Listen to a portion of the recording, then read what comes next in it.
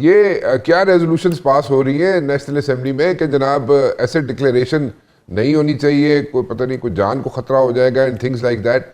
How do you take वो it जी? इनकलाब फ्रांस आया था ना, हाँ तो हाँ उससे पहले वो एक कहानी मंसूख की गई। कुछ लोग कहते हैं कि उसने नहीं कहा था, हाँ लेकिन बादशाह की बीवी जो थी उसने कहा इनका मसला कि ये लोग क्यों शोर मचा रहे हैं। हाँ तो उन्होंने कहा कि जी इनके पास रोटी नहीं है। तो उन्होंने कहा रोटी नहीं है तो केक खा लें, मसला क्या है। हाँ मतलब उस कहानी का बुनियादी मकसद ये था कि जो हुक्मरान थे, अवाम कैसे सोच रहे हैं, उनके दिलों पे क्या गुजर रही है, उससे बिल्कुल वो कट चुके हैं। हाँ ये कल जो रेजोल्यूशन पास की है ये बिल्कुल उसी की, मतलब एक तरफ अवाम जो है वो कह रहे हैं हमारी जिंदगियां मुश्किल में है, वो हाँ कह रहे हैं कि जी हुक्मरान तक का जो है वो मुल्क को लूट के खा गया, और आप एक रेजोल्यूशन पास कराते हैं। आप कहते हैं कि हमें जो अपने असासे जाहिर करने पड़ते थे वो अब हम असासे जाहिर नहीं करने की हमें इजाजत होनी चाहिए कि हम ना जाहिर करें क्योंकि हमारी जान को खतरा पड़ जाता है। हम्म, ओ भाई, आपने मुल्क को ठीक करना है, आपने लोगों को बाहिफाजत रखना है। अगर आप अपनी हिफाजत नहीं कर सकते तो बाकी 25 करोड़ की क्या करेंगे। हम्म। कमाल का फैसला किया, शर्मनाक फैसला है, और अभी भी वक्त है इसको वापस ले लेना चाहिए। अच्छा,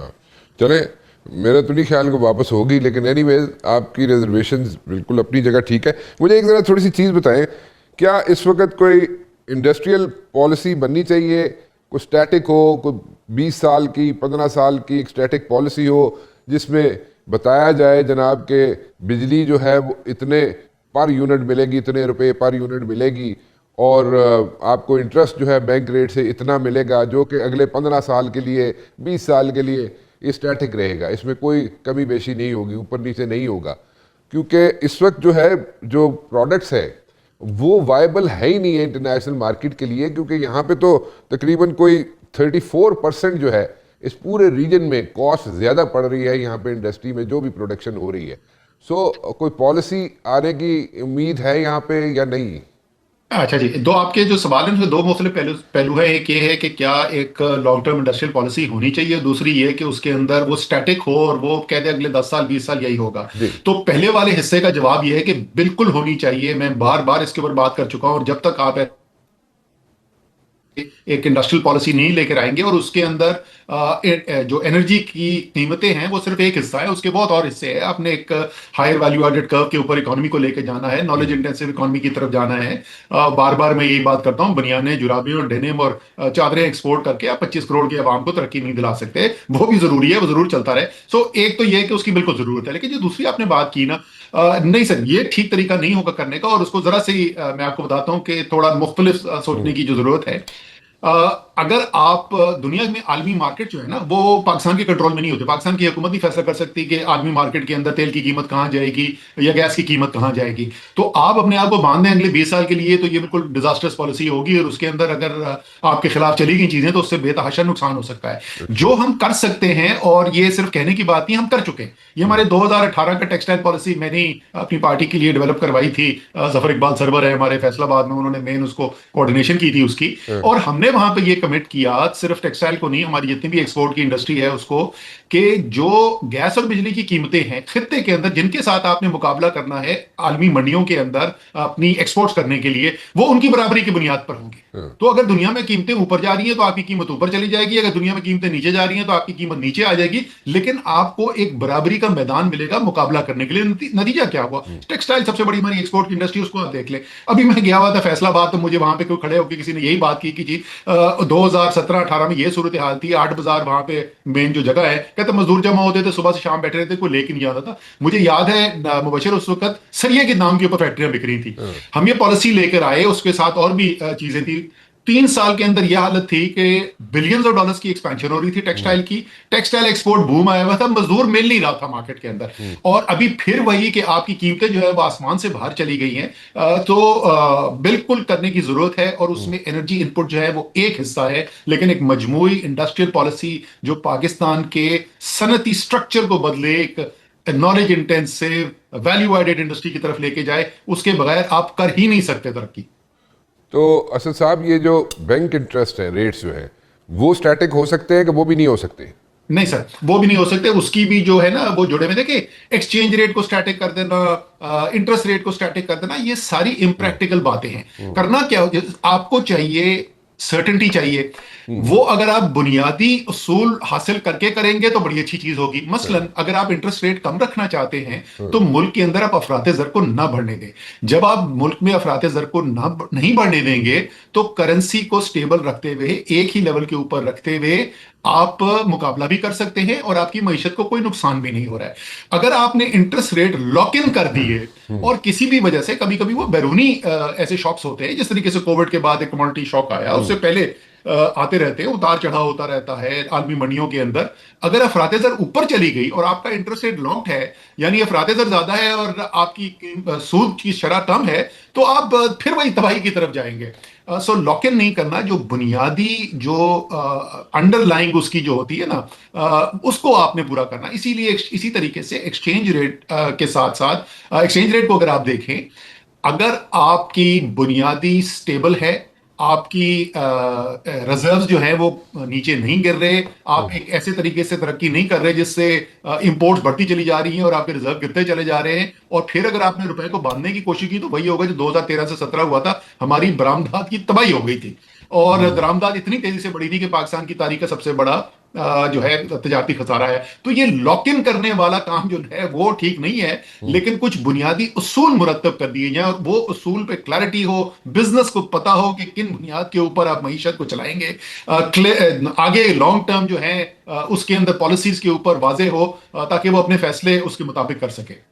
सो बुनियादी उसूल में से अगर आप मुझे 3 अगर मेजर चीज़ें बता दें ताकि इन्वेस्टर जो है वो जो कंफर्टेबल हो जाए कि जनाब ठीक है, ये this is how things are going to be in like the next like 10-20 years, वो 3 चीज़ें क्या हो सकती हैं? सर, पहली चीज तो मैं कहूंगा जो आपके कंट्रोल में है, जिसका भी अभी तक जिक्र नहीं हुआ लेकिन वो 100% आपके कंट्रोल में है, वो ये है कि जो टैक्स लगाएंगे आप, जो इनकम टैक्स की शरह होगी पाकिस्तान के कारोबार के ऊपर, वो एक कम लेवल के ऊपर लेके आके लॉक करेंगे।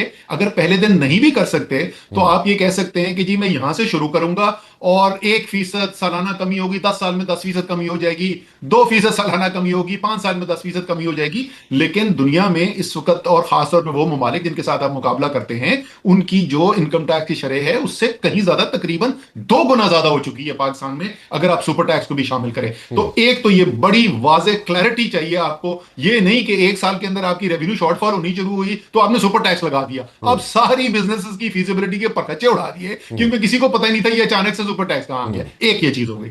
दूसरी चीज जो है, जो आपने बिल्कुल वाज़े तरीके से कहनी है, आपने कहना है कि जनाब आपकी जो एनर्जी की इनपुट्स हैं, गैस है, बिजली है, उनकी शरह मैंने वहां पे रखनी है जिससे आप दुनिया के साथ बराबरी की बुनियाद पे मुकाबला कर सकेंगे। तो वो लॉक्ड इन कीमत नहीं है, लेकिन ये कॉन्सेप्ट जो है, ये उसूल जो है, ये लॉक्ड इन है। दुनिया में जब कीमतें बढ़ेंगी, बाकी सारे जिनसे आप मुकाबला करते हैं उनकी भी बढ़ी होंगी, आपकी भी बढ़ जाएंगी। जब दुनिया में कीमतें नीचे आएंगी तो आपकी भी नीचे आ जाएंगी। ये बुनियादी दूसरा असूल है मेरे ख्याल में, जिसके अंदर एक मिनट असद साहब रुकिएगा, यहीं पे दूसरे असूल पे रुकिएगा। 34% यहाँ पे कॉस्ट ज्यादा पड़ती है प्रोडक्शन में इस पूरे रीजन में।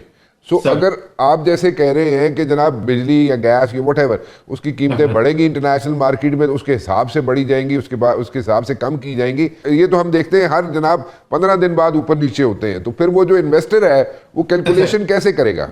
नहीं, वो इन्वेस्टर को कोई मसला नहीं है, हर 15 दिन ऊपर नीचे होने से कोई मसला नहीं है। अच्छा। क्योंकि अगर इन्वेस्टर जिसके साथ मुकाबला कर रहा है उसकी भी कीमत हर 15 दिन बाद ऊपर नीचे हो रही है तो कोई मसला नहीं है। मसला जब आता है, जैसे आपने अभी कहा कि अगर पाकिस्तान जिससे उसने मुकाबला करना है उसकी कीमत 100 है और आपकी कीमत 125 है, मसला यहां आता है। अब 3 बड़ी एनर्जी की इनपुट्स हैं, उन तीनों को देख लें, जरा समझ लें कि किस वजह से कीमत जो है उनको ज्यादा देनी पड़ रही है।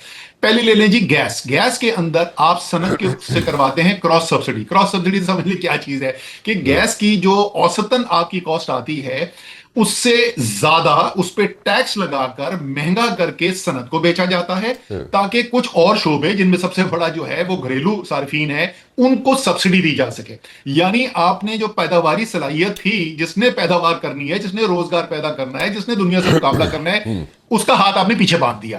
एक तो ये चीज होगी गैस की। दूसरी चीज आप आ जाएं हाई स्पीड डीजल जो है, क्योंकि ट्रांसपोर्ट की कॉस्ट जो है और फार्मर के लिए, किसान के लिए डीजल जो ट्यूबवेल है उसकी कॉस्ट जो है वो एक बड़ा हिस्सा होता है किसी भी कारोबार का। आपसे क्योंकि बड़े बड़े ताजरों से टैक्स नहीं कलेक्ट होता, बड़े बड़े आपसे जमींदारों से टैक्स नहीं कलेक्ट होता, बड़े बड़े रियल एस्टेट के मुगल से टैक्स नहीं कलेक्ट करता।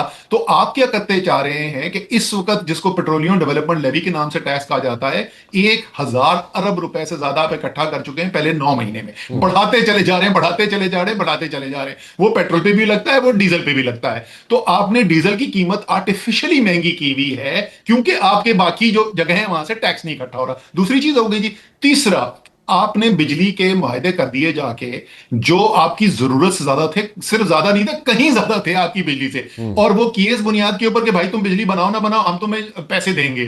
और वो भी जो प्रोजेक्ट लगे वो महंगे लगे। ये मैं अभी नहीं कह रहा मुबशिर, ये मैं 2014 के अंदर नेपरा में बाकायदा रिव्यू पिटिशन डेटा लगा के साथ पिटिशन फाइल कर चुका हूं कि ये आप गलती करने जा रहे हैं, तबाही की तरफ जा रहे हैं। अब मुझे बताएं कि आपकी माजी की गलतियां, सियासतदानों की माजी की गलतियां जो हैं, उसकी कीमत अगर आप सनतकार से लेंगे, अगर वो किसान से लेंगे, तो वो दुनिया से मुकाबला कैसे करेगा? ये 3 बड़े फैसले हैं जिनको करने की जरूरत है। जहां तक आपकी यूटिलिटीज की आपने बात की, जो एक बड़ा अहम शोबा है। 3 जो इश्यूज हैं इनको एड्रेस कर लिया जाए और इसकी इसकी ही इस हद तक ही कम से कम पॉलिसी बना दी जाए, इंडस्ट्रियल पॉलिसी बना दी जाए। तो डू यू थिंक कि यहाँ पे आप जिस तरीके से यहाँ पे एक वाइंड अप करने की कोशिश की जा रही है या वाइंड अप हो रही है यहाँ पे इंडस्ट्री, उसको रोका जा सकता है? सर देखें, ये अहम चीज है और आपकी सनत को फायदा होगा, खासतौर पे आपके एक्सपोर्टर को फायदा होगा, लेकिन ये नाकाफी है। देखिए, आपके पास सनत वो लगी हुई है, आप उन शोबों से तरक्की करने की कोशिश कर रहे हैं 21वीं सदी में, जो 20वीं सदी की मईशत की रिफ्लेक्शन है। जब तक आप 21वीं सदी की जो बड़ी बड़ी सनतें हैं उनको, उसके अंदर आप शराकतदार नहीं बनते, उसके अंदर आप मुकाबले के अंदर नहीं जाते, इस वक्त दुनिया के अंदर बड़ी इंफॉर्मेशन टेक्नोलॉजी में आप तकरीबन सिफर के बराबर है। एक्सपोर्ट जो सर्विसेज हैं, आईटी एक्सपोर्ट सर्विसेज, उसके अंदर आपने थोड़ा थोड़ा ग्रो करना शुरू किया है, बट वो अगर आप मुकाबला करें इंडिया जैसे मुल्क के साथ, तो वो बिल्कुल ना होने के बराबर है। फार्मास्यूटिकल एक बहुत बड़ी इंडस्ट्री है दुनिया में। एक्सपोर्ट्स की सबसे बड़ा जो सेक्टर होता है वो इंजीनियरिंग सेक्टर होता है। ये जो बड़े बड़े सेक्टर्स हैं, इसके अलावा और इलेक्ट्रिकल व्हीकल्स आ गई हैं, अब सोलर है, रिन्यूएबल एनर्जी है, बहुत सारी और चीजें हैं। जब तक आप इनके अंदर मुकाबला करने की सकत नहीं लाएंगे, तो आपकी अभी जो सूरत हाल है कि एक्सपोर्ट्स गिर रही हैं, आपकी सनतें बंद हो रही हैं, तो वो गिरनी खत्म हो जाएगी, वो थोड़ी थोड़ी बढ़नी शुरू हो जाएगी, आपकी सनतें बंद हो जाएंगी। लेकिन क्या इन पाकिस्तान के मौजूदा सनती ढांचे की बुनियाद के ऊपर ये जो पाकिस्तान की नौजवान नस्ल है, जो 15 करोड़ नौजवान है इस वक्त पाकिस्तान में, क्या आप इनकी जिंदगियां बेहतर कर सकेंगे? नहीं कर सकेंगे। अच्छा।